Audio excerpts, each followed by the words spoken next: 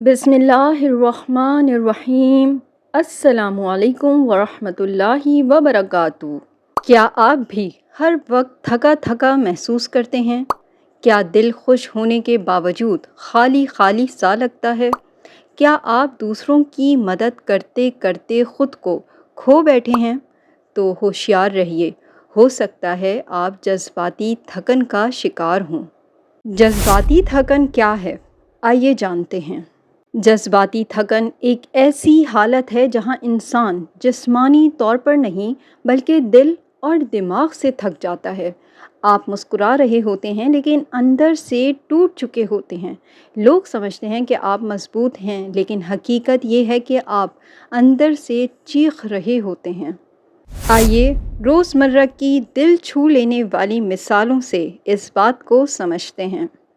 पहली मिसाल है माँ की। एक माँ रोज़ बच्चों के नाश्ते, स्कूल, शौहर के ऑफिस, घर की सफाई सब कुछ करती है। कभी किसी ने पूछा, अम्मी आप ठीक हैं, आप थक तो नहीं गईं? नहीं ना, क्योंकि सब समझते हैं माँ को कुछ नहीं होता। लेकिन वो भी इंसान है, वो भी थक जाती है। वो रात को खामोशी से रोती है क्योंकि उसके पास वक्त नहीं होता खुद के लिए। दूसरी मिसाल एक हमदर्द दोस्त की। काशिफ हमेशा सबका ख्याल रखता है। किसी का दिल टूटे तो वो तसल्ली देता है, किसी को परेशानी हो तो दौड़ के पहुंच जाता है। लेकिन जब खुद रो रहा हो तो कोई उससे पूछता भी नहीं, क्योंकि सब समझते हैं काशिफ तो स्ट्रॉन्ग है। लेकिन स्ट्रॉन्ग लोग भी अंदर से टूटते हैं, सिर्फ छुपाते हैं। तीसरी मिसाल वर्किंग ख़वातीन की है। दफ्तर में काम, घर के काम, रिश्ते संभालना, सब कुछ। लेकिन कभी किसी ने उनकी मुस्कुराहट के पीछे की थकन देखी? वो औरत जो सबके लिए जीती है, खुद के लिए मर जाती है। ये है जज्बाती डिप्लीशन। कैसे मालूम होगा कि आप इमोशनल डिप्लीशन का शिकार हैं? आइए कुछ साइंस जानते हैं इसके। हर वक्त बेवजह थकन होगी। खुशी में भी दिल का खाली लगना महसूस करेंगे आप। किसी से बात करने का दिल नहीं करेगा। तन्हाई पसंद हो जाएंगे आप। छोटी बातों पर या तो रोना आएगा या गुस्सा आएगा, और दूसरों की खुशी के लिए ख़ुद को कुर्बान करते रहेंगे आप। आइए अब जानते हैं कि इमोशनल डिप्रेशन का हल क्या है, इससे कैसे बचें और क्या उम्मीद है इसकी। अगर आपको लगता है कि आप जज्बाती तौर पर खाली हो चुके हैं तो ये वक्त है ख़ुद पर रहम करने का। अपनी हदूद मुकर्रर करें, नहीं कहना सीखें, अपने लिए वक्त निकालें, चाहे 10 मिनट ही सही। अपने जज्बात का इजहार करें, लिखें, दुआ करें, अल्लाह से बात करें। अगर मुमकिन हो तो किसी काबिल एतमाद शख्स या थेरेपिस्ट से बात करें। सूरह रात की आयत में अल्लाह ताला फरमाते हैं, बेशक दिलों का सुकून अल्लाह के ज़िक्र में है। अगर आपको जज्बाती थकन है तो अल्लाह से जुड़ जाएं। जो सबको संभालता है वो आपको भी थाम लेगा। बस सजदे में गिरकर कह दें, या अल्लाह मैं थक गया हूँ, और देखें कैसे आपके दिल में सुकून उतरता है। हमें जज्बाती थकन क्यों होती है? पहली चीज़ ये कि दूसरों को खुश करने की कोशिश में ख़ुद को खोना। हम में से अक्सर लोग हर वक्त दूसरों की खुशी के पीछे भागते हैं। माँ बाप, दोस्त, शरीके हयात, बॉस, और ख़ुद को भूल जाते हैं।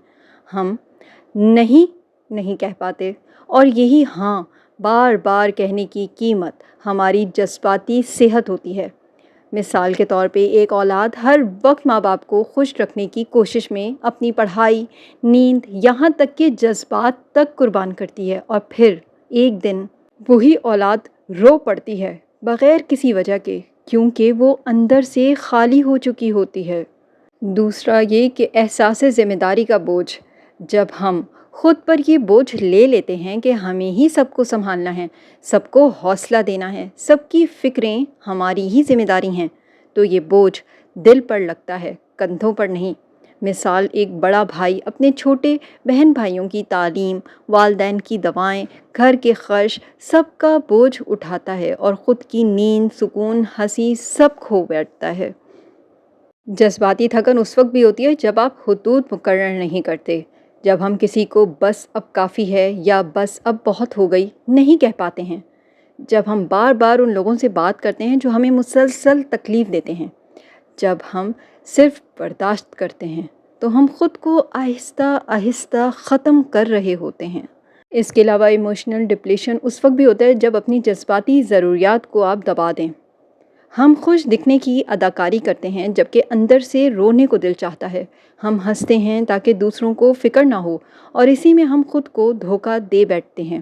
نتیجہ یہ نکلتا ہے کہ دل خالی، نیند خراب، دماغ الجھا ہوا اور روح تھکی ہوئی ہو جاتی ہے۔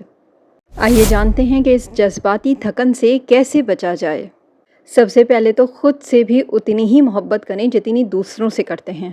آپ کا دل بھی محبت، توجہ اور سکون کا حقدار ہے۔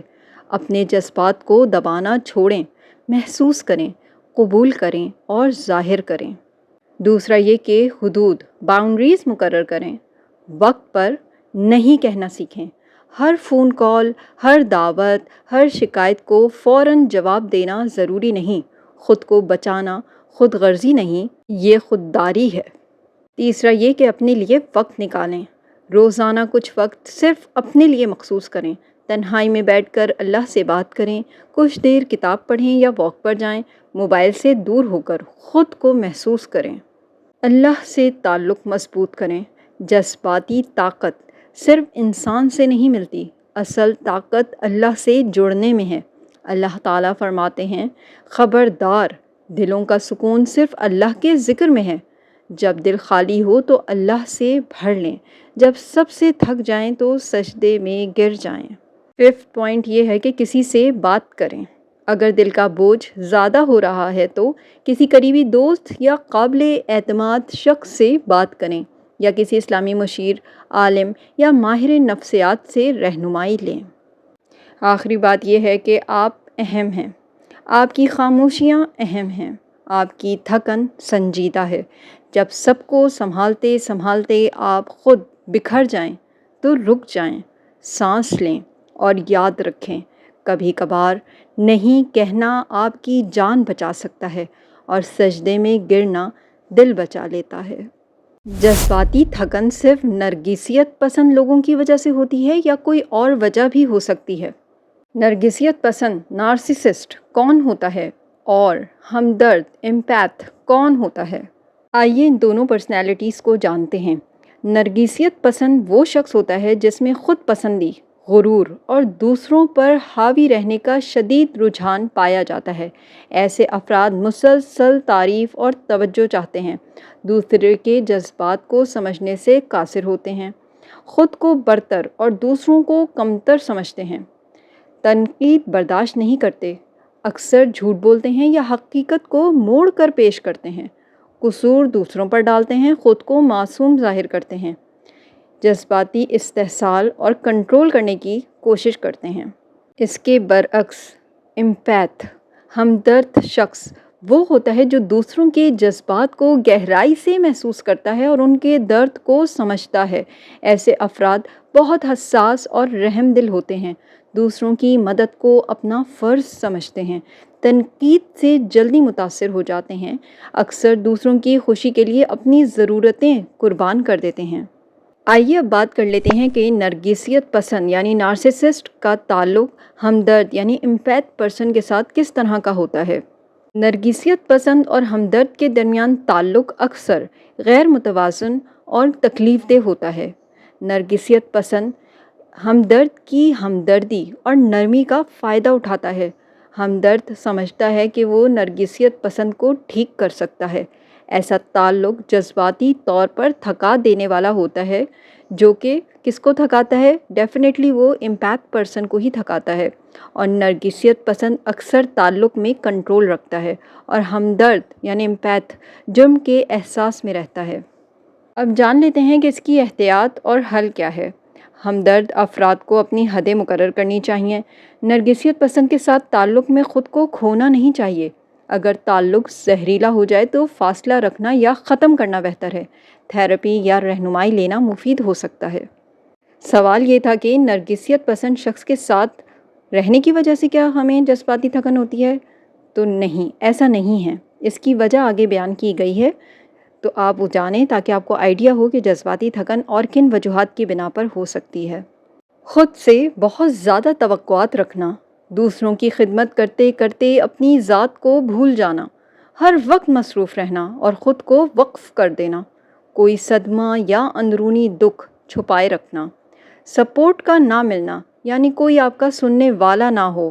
جذباتی تھکن صرف نرگسیت پسند لوگوں کی وجہ سے نہیں بلکہ زندگی کے بوجھ، اندرونی پریشانی، احساس ذمہ داری یا خاموشی سے جھیلی گئی تکلیفوں کی وجہ سے بھی ہو سکتی ہے۔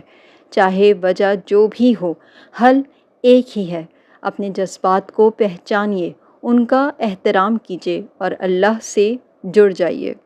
اگر آپ نے میری یہ ویڈیو یہاں تک دیکھ لی ہے تو آخر میں بس یہی کہنا چاہوں گی کہ آپ ایک ایمپیتھ انسان ہیں اور آپ اپنی جذباتی تھکن ویڈیو میں بتائے گئے نکات پہ عمل کر کے بالکل ختم کر سکتے ہیں۔ اس میں کوئی ایسی پریشانی کی بات نہیں ہے۔ اللہ تعالیٰ آپ کا حامی و ناصر۔ ہماری حوصلہ افزائی کے لیے ویڈیو کو لائک کرنا نہ بھولیے۔ مزید اسلامی ویڈیوز کے لیے چینل کو سبسکرائب کیجیے اور بیل آئیکن کو بھی پریس کیجیے تاکہ ہر نئی ویڈیو فوراً آپ تک پہنچے۔ اور اس ویڈیو کو اپنے پیاروں کے ساتھ ضرور شیئر کیجیے تاکہ وہ بھی اس علم سے فائدہ اٹھا سکیں۔ جزاک اللہ۔